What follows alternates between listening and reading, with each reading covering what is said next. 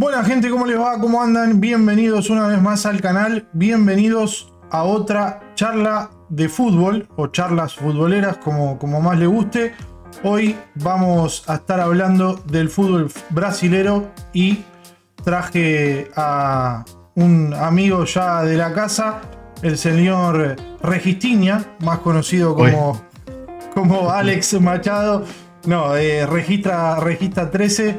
Y bueno, nada, la bienvenida y el agradecimiento por pasarte por el canal para charlar un rato de fútbol. No, al contrario, yo más que contento. Sabes que el fútbol brasilero me copa un montón y lo sigo un montón desde hace muchos años, así que nada, feliz por estar hablando del fútbol brasilero, que no se habla mucho además. No, por eso, y también vino como todo muy cuadrado, porque la verdad que no iba a poner a nadie a que me venga a hablar en portugués porque no caso una. Entonces es como que cuadró todo. Sí, tal cual. Pero no, sí, eso, que la barrera idiomática nos corta un montón de la información que nos puede llegar además. sí, totalmente. Es como fuerte eso, sí.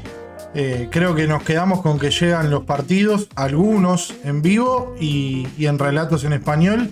Y después no conozco mucha gente que se ponga a leer diarios de Brasil online o que esté más con esa información. Sí, tal cual. En mi caso, yo soy medio colgado en esto. Termino consumiendo medios brasileros, tanto en tele como en medios de prensa en internet, porque me gusta, pero es difícil.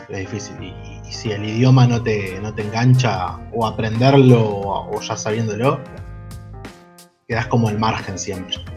Sí, totalmente de acuerdo. Y nada, como puntapié inicial, la primera pregunta que tengo para hacerte ¿es el fútbol brasilero hoy el mejor fútbol de América? O sea, te hablo de todo el continente, no solamente de Sudamérica.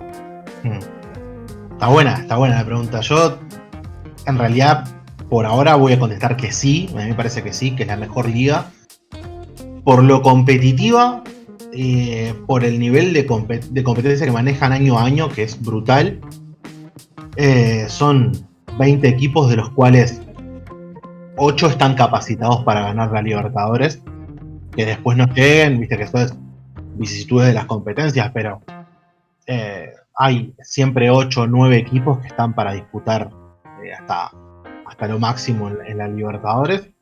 Y en realidad a mí cada vez me gusta más el fútbol de Estados Unidos, por ejemplo. Me parece que tiene un crecimiento re importante, pero todavía le veo falencias tácticas que me parecen una locura. Que está bueno, van a crecer porque están llevando técnicos cada vez mejores y todo, pero eso Brasil ya lo tiene. Entonces está mejorando en ese sentido. Y además, algo que le faltaba al fútbol brasileño eran entrenadores extranjeros. Y desde hace un tiempo a esta parte empezaron a contratar sobre todo argentinos, y le da un matiz distinto a la liga. Se puso muy buena la liga brasileña en los últimos 5 o 6 años. Sí, sacando los últimos resultados de Copa Libertadores, que es un poco el termómetro de decir son los mejores, no son los mejores. Yo, más que nada, no hablando tanto de resultados, decía, lo hemos hablado muchas veces, que el fútbol argentino es un desastre a nivel organizativo, que el fútbol uruguayo le pasa lo mismo, que el fútbol chileno también. Digo, no solamente por la parte de futbolística, también tienen eso, ¿no? Que se habla mucho de que están bien organizados los calendarios, de que obviamente no deja de ser un país del tercer mundo, pero también eso creo que influye mucho a la hora de la competencia. Sí, un montón. El calendario del fútbol brasileño es increíble. La cantidad de partidos y de kilómetros que meten es brutal. Y termina siendo tan bien organizado que, bueno, pueden darse el gusto de jugarse su liga nacional, sus torneos estaduales al principio del año, y en el medio una copa nacional. Entonces eso también lo hace muy bueno. Otra cosa que adquirió Brasil, que como es enorme, tuvo que agregar coeficientes tipo la UEFA. Entonces en los últimos años, como también manera de organizar los cupos para las copas de Brasil y eso, también añadió el tema de coeficientes por estado. Entonces, claro, organizativamente es una locura, porque lo tiene que ser porque son un montón. Entonces, es una forma que está muy buena de tratar de que sea lo más democrático posible el fútbol en Brasil en general.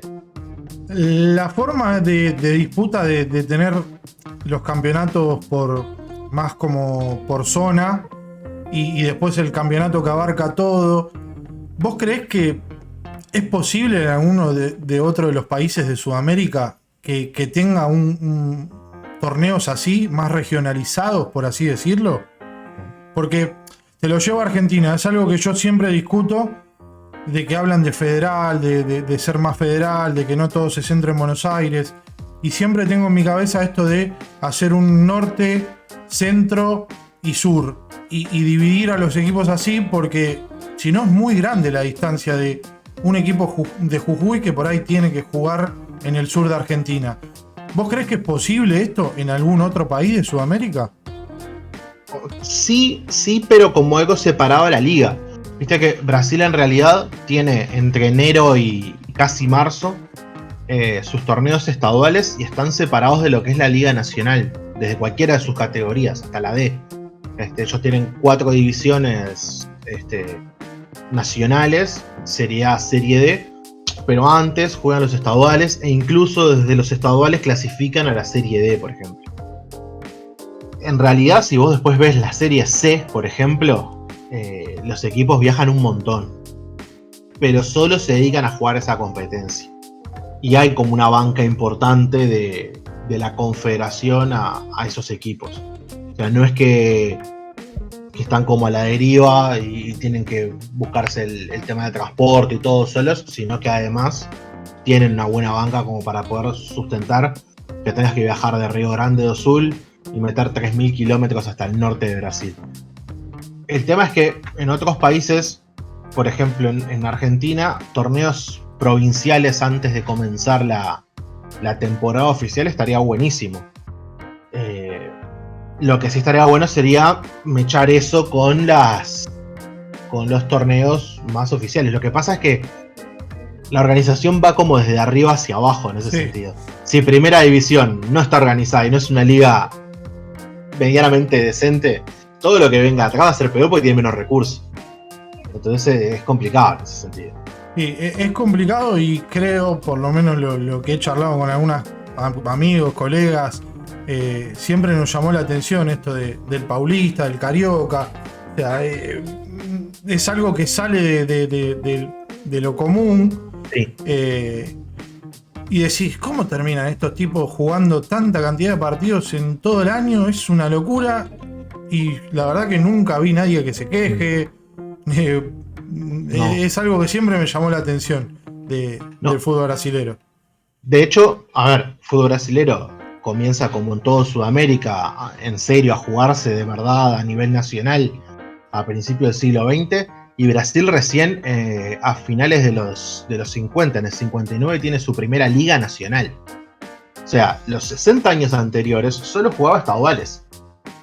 O sea, no había una liga que nuclea a todos los equipos del país, ni mucho menos. Lo único que sí se jugaba era la Copa Río São Paulo, que está como dos ciudades muy poderosas. Los campeones de los estaduales jugaban su partido. Y ese era más o menos el mejor equipo de Brasil el que ganaba eso. En un montón de ocasiones fue Santos, en otro momento fue Flamengo y así. Pero el Brasileirao, como lo conocemos nosotros, en realidad, así con liga, participando con todos, es del 71 el primero.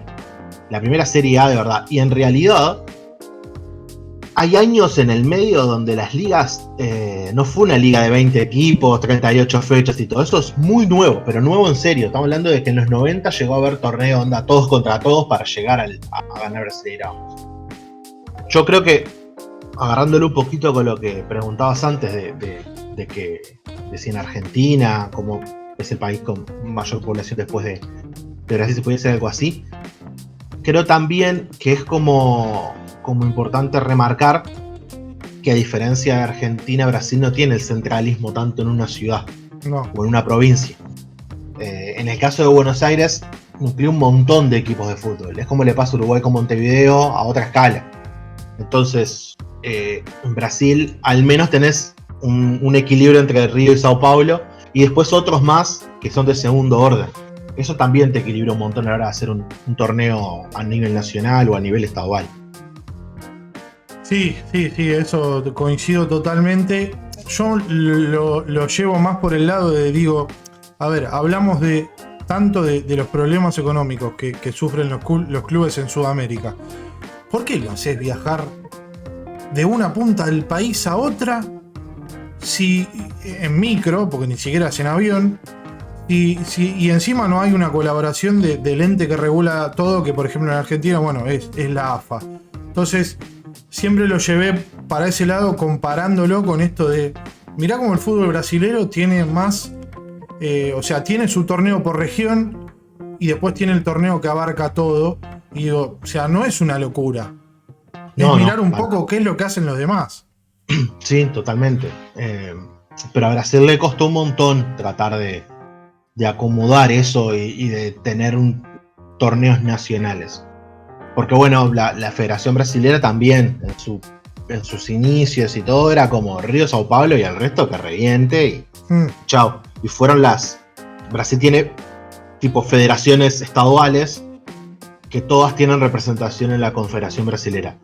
Y fueron los de las otras federaciones estaduales de los estados también más potentes, tipo Belo Horizonte, donde juegan Cruzeiro y Mineiro, o Río Grande do Sul, donde estaban ya Gremio e Inter, que empezaron a patear el tablero y decir, bueno, queremos jugar nosotros también, queremos medirnos contra los mejores. Y ahí recién empieza todo ese movimiento a nivel nacional. El tema que también tienen, yo no sé cómo es en Argentina en ese sentido, como para ponerlo en comparación, la cantidad de gente que consume el fútbol brasilero, que consume cada uno en sus equipos. Lo que pasa, en Brasil tenés, de vuelta, ¿no? Río, Sao Paulo, y tenés 20 millones de personas para repartir entre los equipos, y que más o menos cuando juegan los grandes son a nivel nacional. O sea, cuando juega Flamengo está todo el país mirando a Flamengo, cuando juega Corinthians está todo el país mirando a Corinthians. Entonces eso también hace que haya más plata de televisión y un montón de cosas más que también se vuelcan a la hora de organizar las ligas. No, totalmente de acuerdo. Y se me viene a la cabeza el primer ejemplo, como para decirte, por ejemplo, Mendoza. Tampoco, o sea, es una ciudad importante, hermosa, agrego yo, pero digo, es una ciudad que no tiene la magnitud de Buenos Aires, y en Mendoza tenés Godoy Cruz, Independiente de Rivadavia de Mendoza, Deportivo Maipú, San Martín de Mendoza, y me estoy olvidando alguno y me van a matar, pero ya estamos con 4 equipos que fueron importantes, tanto en primera como lo fue Godoy Cruz, como en las categorías de la B Nacional, hoy Primera Nacional, y que llevan gente. Sí, que son populares. Que llevan muchísima gente. Entonces, no lo veo tan una locura. Sí, seguramente haya equipos que lleven 3.000, 4.000, 5.000, pero hay un montón de equipos que a lo largo de nuestro territorio creo que también llevan mucha gente y tranquilamente se podría armar algo más regionalizado. Copiando, obviamente, un poco de esto del fútbol brasilero. Sí, que incluso, además, yo creo que es lo que se haría al principio, y después sería un tema de costumbre, que capaz que esos equipos que son un poco más grandes ningunearían un poco la competencia. Yo no voy a jugar con el equipo de este barrio, de una localidad muy pequeña, porque tengo 20 veces más presupuesto. El tema es que eso sirve un montón, por ejemplo, para mostrar pibes, para que los pibes jueguen, para agarrar fútbol en pretemporada, que es una pretemporada mucho más intensa, porque el rival se está rompiendo el lomo. Entonces termina estando bueno. Y se terminan dando algunas sorpresas, como que cada tanto pasa. Pasa en Río Grande do Sul, por ejemplo, si bien está Gremio Inter, que polarizan todo y son insoportables, los equipos pequeños terminan haciéndole fuerza en las rondas finales, terminan llevando buenos jugadores y fortaleciéndose para ese torneo en particular.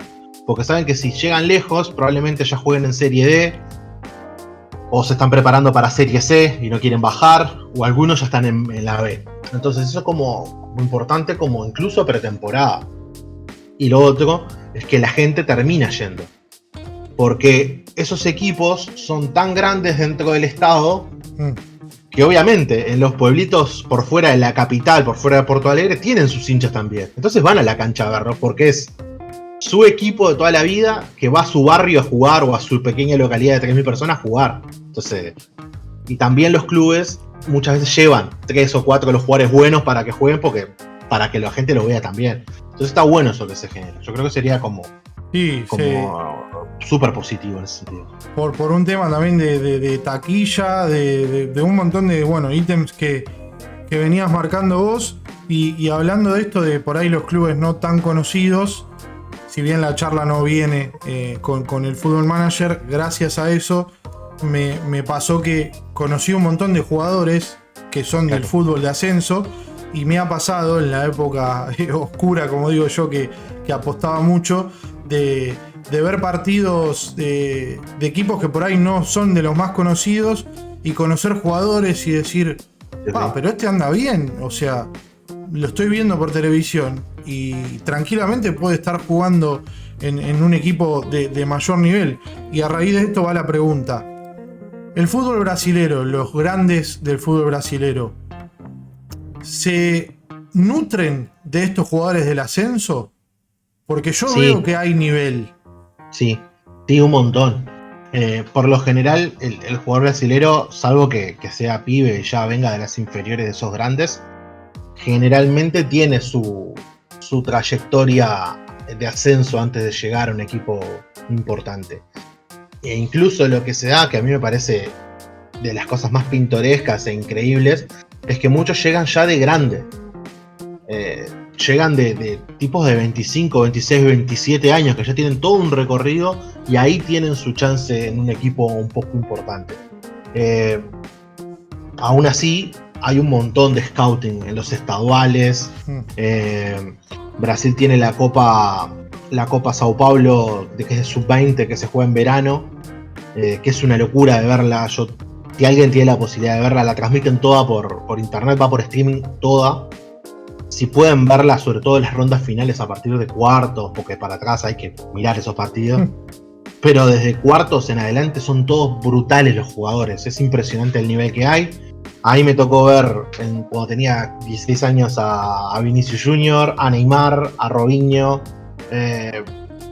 a Lucas Moura. Entonces, llegan. O sea, a la larga van a llegar.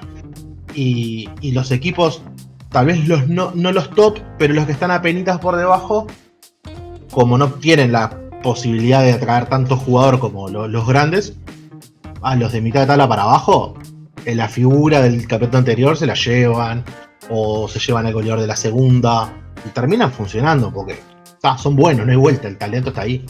Sí, y creo que también, esto lo agrego yo, vos me vas a decir que sí o que no, pero también se da mucho porque Brasil exporta muchísimos jugadores, cada vez más jóvenes también. Sí. Entonces, de algún lado hay que volver o reemplazarlos o nutrirse, y creo que también un poco va de la mano con eso.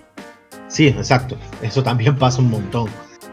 Brasil no solo exporta para Europa, sino que exporta un montón para Asia. Las ligas asiáticas están plagados por brasileños, son un montón. Y están por todos lados. Entonces, claro, la retroalimentación con los pibes tiene que ser como algo regular, normal, y que tiene que ser cada vez más, porque los clubes necesitan esos jugadores. Y además eso, son 220 millones de habitantes. Por estadística el talento va a surgir, no hay vuelta. Bueno, venía justo una pregunta con el pie relacionada a eso, porque digo, me interioricé. Hay muchas ofertas hoy de laburo, de tema de scouting, de empresas o incluso de clubes, y capaz que clubes no tan conocidos. Y digo, me pongo a mirar y no son muy diferentes las instalaciones de los clubes brasileros al resto de Sudamérica. ¿Por qué siguen sacando jugadores como si fuese una máquina? Sí, es eso. Pasa, se juega en todos lados. El fútbol infantil en Brasil es como central incluso en el trayecto educativo de los pibes. Hay muchos intercolegiales, un montón. A mí me sorprendió mucho cuando me interiorizé un poco más, mismo yendo de vacaciones y que te los cruzás, porque a veces vos se cruza la vida del turista con la vida del ciudadano normal y lo ves. Ellos juegan, yo estoy acostumbrado mucho al Uruguay, acá se juega en una cancha muy parecida a la de 11 desde que tenés 6 años, o sea, claro. Es un poquito más chica y juegan de 9, pero pasto y pelota enorme, el tamaño normal, pero para pibes de 5 o 6 años que la pelota para ellos es una cosa así. Ellos juegan como si fuese un futsal en hormigón, y ese es su fútbol infantil hasta que tienen 12 años y no pasan recién ahí al fútbol grande. Claro, la velocidad que tienen ahí, la técnica que agarran ahí es impresionante, y los clubes, los clubes de la ciudad o de un poquito más, a veces de alguna ciudad un poco más grande, cercana, van a ver esas rondas finales de los torneos. Y de ahí se llevan un pibito de 12 años, otro de 14, alguno un poco más chico, para probar. Entonces, claro, en una prueba de un club más o menos regular, incluso Serie B, Serie C, tenés 20, 30, 40 o más pibes para probar en algunas jornadas. Entonces, qué sé yo, es muy fácil que por estadística empiece a surgir. Y después está lo otro, los equipos que tienen y pueden pagar un scouting, tienen por cada gran ciudad, tienen 2 o 3 tipos viendo todo el fútbol juvenil y dando vueltas, y ahí los traen a las grandes ciudades. Para esos pibes es un cambio de vida brutal y para las familias, entonces imagínate. Sí, totalmente. Yo, la verdad, en lo personal no tengo la suerte de haber podido visitar Brasil, y siempre en mi cabeza estuvo, yo soy bastante también fanático del futsal, que esa técnica individual de una baldosa se da porque los chicos crecen, capaz que en una favela, donde lo único que hay es un lugar para ni siquiera una medida oficial de futsal. Exacto. Es un cuadradito. Sí, pintados en una pared. Y dale que va ahí todo el día descalzo o con lo que tengas. Sí. Y parece mentira, pero obviamente eso fortalece un montón la técnica individual del jugador. Después están los clubes que a la hora de formarlos tienen que darles otros conceptos que por ahí no traen desde chicos. Claro, pero es un poco eso, la imagen típica que tenemos de favela brasilera con pibes jugando, o sea, eso es parte de la vida de ellos, es normal. Y en el espacio donde tienen un espacio un poco más organizado, esos son las escuelas. Pero hay un montón que no acceden a eso. Entonces también eso termina haciendo que algunos vayan a probar directamente sin pasar por todo ese trayecto educativo. Pero reitero, es impresionante la cantidad de jugadores que no salen de las grandes ciudades, sino de poblados más pequeños, donde tienen la chance de mostrarse un poquito más y que desde ahí los clubes más importantes los captan al toque y ya están. O sea, montan terrible red donde el talento no se termina escapando. Es muy raro que un jugador brasilero bueno en serio o de nivel para jugar profesional no termine en un equipo profesional en Brasil en general. Sí, o directamente pase a un europeo. Sí, algunos que pasan sin ni siquiera debutar o jugar. Pasó con este pibe, con Kaiki, el de Fluminense, que jugó contra River, que ahí capaz que lo pudimos ver un poco todos y verlo de verdad jugar un partido de Libertadores con un equipo como River. El pibe la rompe y todo, pero no tiene tantos partidos en primera y tiene 17 años, o sea, y ya lo compró el City, ya está, ya se fue, o sea, es brutal. Tenía esta pregunta para hacerte, un poco para también ponerte a pensar. El Mundial de Brasil 2014, ¿le hizo bien? ¿Lo dejó igual? ¿O le hizo mal al fútbol brasilero? ¿Solo al fútbol? Bueno. A la gente no le hizo nada bien, por eso hubo protestas durante todo el Mundial. El gasto de infraestructura para los estadios fue descomunal. La bodeguita, todo, ¿no? Todo el combo típico de un mundial, porque pasan todos, salvo muy contados casos. Pero yo creo que el fútbol brasileño lo hizo bastante bien en un montón de cosas. Generó un montón de, bueno, esa infraestructura quedó para algunos estados que no tenían grandes estadios, los tienen, pese a que no son muy bien utilizados. Por ejemplo, el Arena Amazonia, los equipos que juegan en Manaus, donde está ese estadio, la ciudad capital del estado, son equipos que llevan como mucho 10.000 personas, y el estadio tiene, creo que, capacidad para 40 o 50. O sea, es demasiado gasto para jugar un partido ahí, para lo que puedan recibir a cambio. Pero también implicó un montón de empresas que se metieron en el fútbol a bancar a los clubes en esos años previos.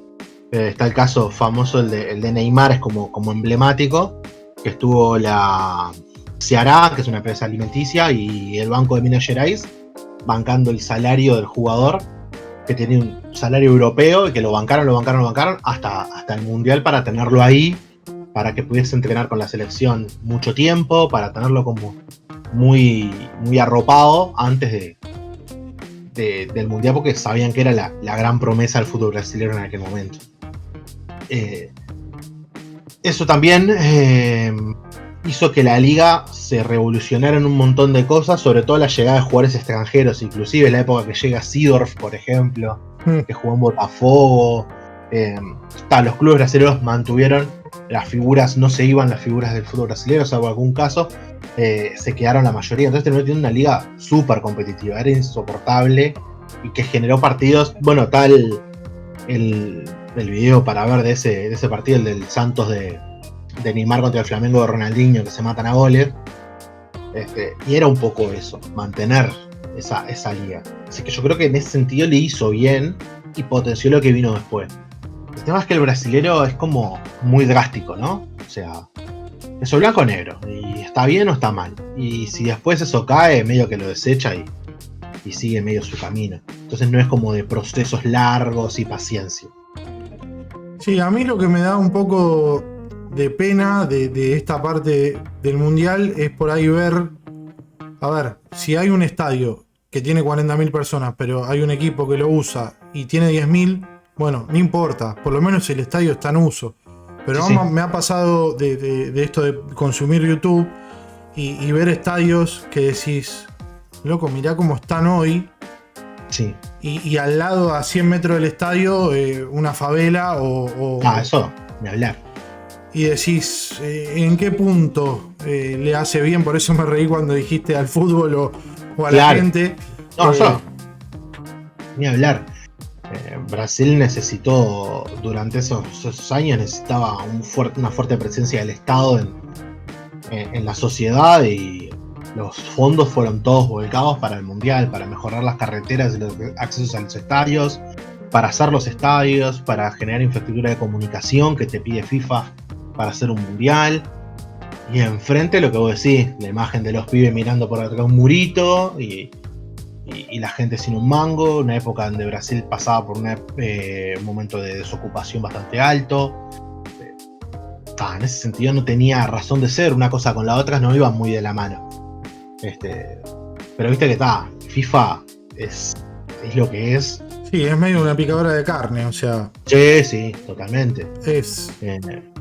Me acuerdo cuando hacen el Mundial del 86, era para Colombia, y le piden un montón de cosas a Colombia, desde construir aeropuertos, estadios nuevos, no sé cuántos miles de kilómetros de carretera.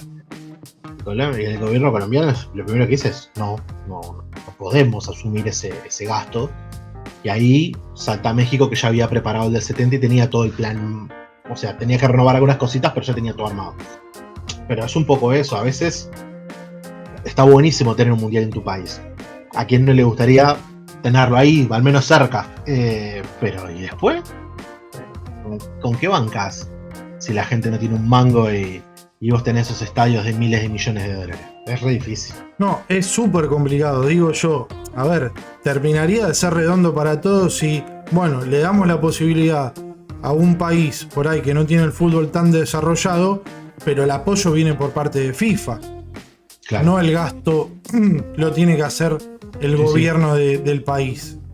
Inclusive las ganancias se las lleva un montón FIFA por venta de derechos de TV. Por eso. Que no se lleva FIFA, se llevan los sponsors. sí dio la posibilidad de que empresas brasileras, por ejemplo, en ese caso, sean sponsor local, es decir, aparecen en toda la publicidad gráfica y visual dentro de Brasil, tipo Antártica, Brahma lo hizo también, que Petrobras creo que también estuvo, como empresas así conocidas, pero y la gente del Estado no se lleva un mango, o sea, terminan peor de lo que estaban antes de llegar al Mundial. Le pasó a Sudáfrica también, en su momento. Sí, totalmente de acuerdo, por eso comentaba esto, porque digo, bueno, si vos te piden miles de kilómetros de carretera y viene una ayuda externa, quieras o no, el país termina teniendo un crecimiento gracias a un mundial. Ahora, sí, seguro. Si vos tenés que endeudar por 40 años al país para poder recibir un mundial, es como que pierde sentido y lógica. Claro, por un mes, por la pelota, qué sé yo.